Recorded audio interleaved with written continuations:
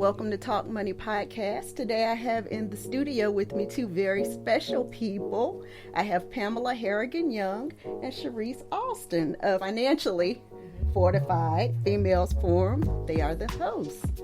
Thank you for joining me today. Thank you for having us. We're excited. Very fun. Well, we are kicking off the inaugural season of Talk Money Podcast, so I do appreciate you supporting me and coming by and giving me your time. Thank you so much for that. Glad to do it. Yes, glad to be a part of that. Tell me about Financially Fortified Females Forum. What is that about? Who wants to start? I will start. Why am I not surprised? I am just like you, Sherri. So, you know. So actually, it is an arm or division of my business, Financial Planning Support Services. Okay.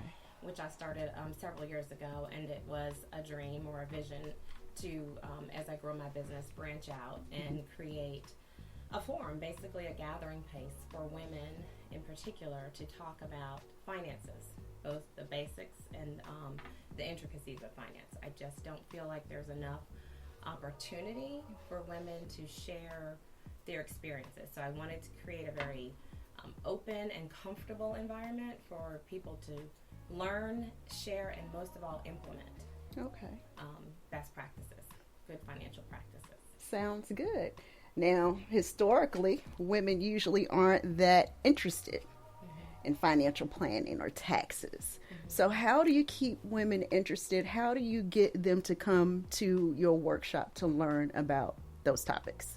Well, we will find out because this is our inaugural season. Is it? As well. So as I said, this was something I've been envisioning for a while, different formats, trying to think about doing workshops. I thought about doing classes. And I really thought more like I just wanted to be a comfortable environment of like a tea, where women can come and get information, and hopefully we'll have surveys each time because I really want to hear from them what they want to talk about. Like I know some topics that I want to bring to people that, you know, when you work in the financial industry, you feel like what you know is pretty common, but it's not so common. So I have some topics already in mind that I want to present and hopefully spark interest. But as I have it grow and more people participate, I hope to get their feedback to say what you think will be helpful to you.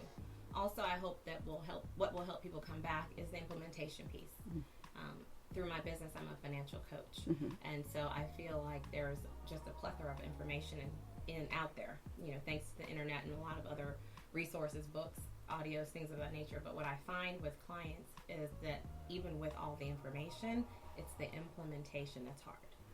Right. So every session that we hold will have a period of actual implementation. You will walk away with having had a chance to do something, to take action in some format.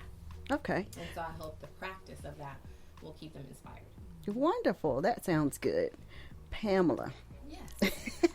When it comes to taxes, tell me why we should be a little more attentive to what we're doing in terms of planning for retirement or financial planning in general.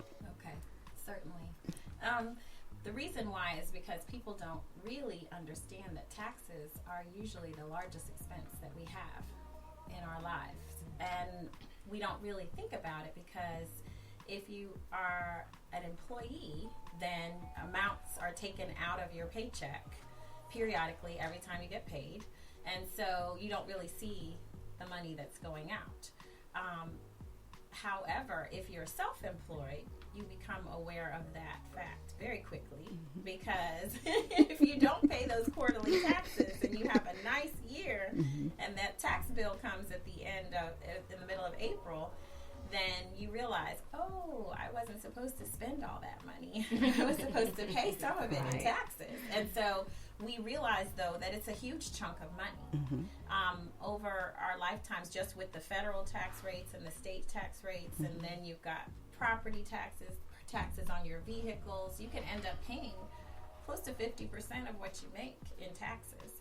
So it's really important to understand how taxes impact you, how it is perfectly legal to avoid taxation, not to evade. Mm-hmm. Evading is illegal. Avoiding is perfectly legal.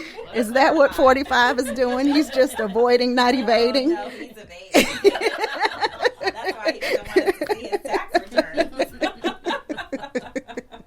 Well, you mentioned something very interesting. You said quarterly tax payments for the self-employed. Yes. What about those people who are in business that say, I'll just wait to the end of the year. I'll probably have this money in the bank. Instead of paying quarterly, I'll just write a check at the end of the year, my fiscal year. Mm-hmm. What would you say to that? I would say that that's probably not a good practice because that money may or may not be there. Mm-hmm. But basically what the government has said is that for the privilege of being self-employed and not having to pay as you go, like W-2 employees do, mm-hmm. you are supposed to pay us every quarter. Mm-hmm. Depending on now if your income is seasonal and you can prove that, like if you sell Christmas trees and you make all your money in December, okay, then your estimated payment schedule will be different. But if you make your money throughout the year, like most W-2 employees do, then you're supposed to pay on a quarterly basis. And if you don't, you can still write that check at the end of the year or in April. Mm-hmm. But they're going to charge you penalties for underpayment of estimated taxes. So there is a specific penalty that says you didn't pay as you go, because everybody's supposed to pay as they go. The W-2 employees don't have a choice. Right. It gets taken out of their paycheck. But they give self-employed people the privilege of saying, we'll let you be responsible and pay every quarter. Okay. You don't have to pay us every time you get paid like a W-2 employee, but you do need to pay us every quarter. And if you don't, you'll have underpayment penalties. Wow. Well, that's something I didn't know. Mm-hmm. Thank you for sharing. Not so common.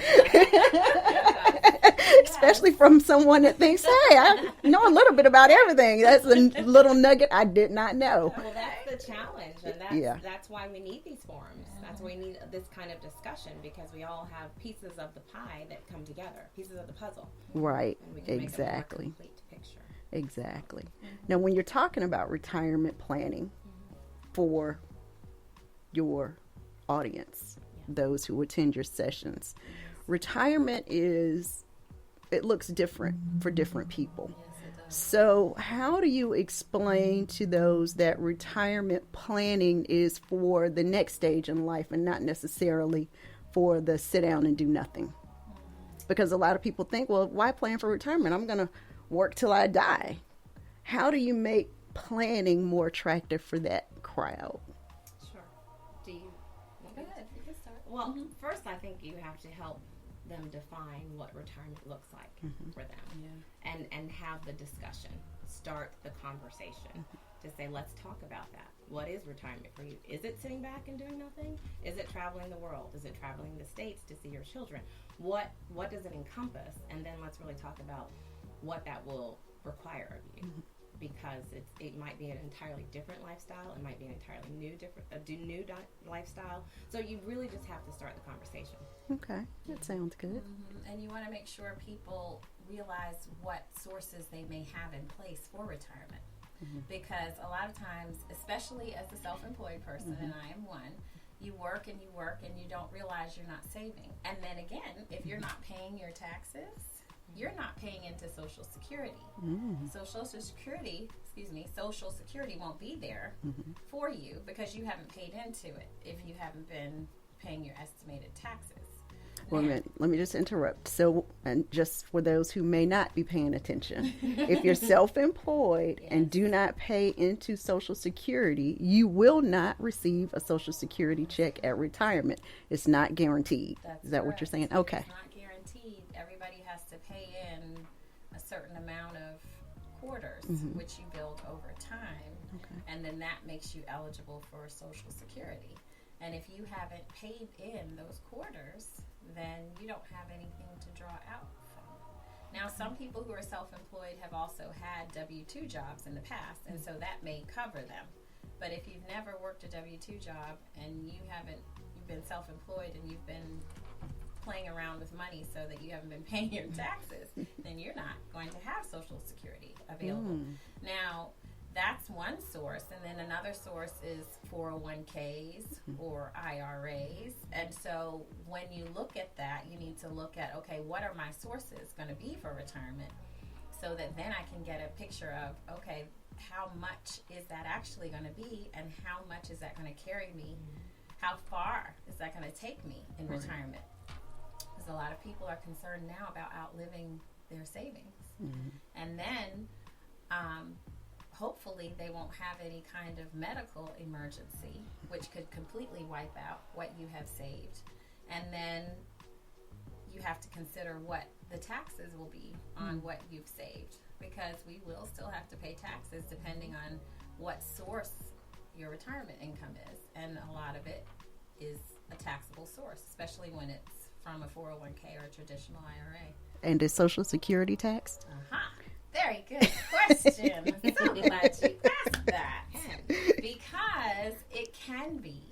And a lot of people don't think that, and they're appalled by that, because they're thinking, well, I paid taxes on my employment while I was working, and so that money should be tax-free.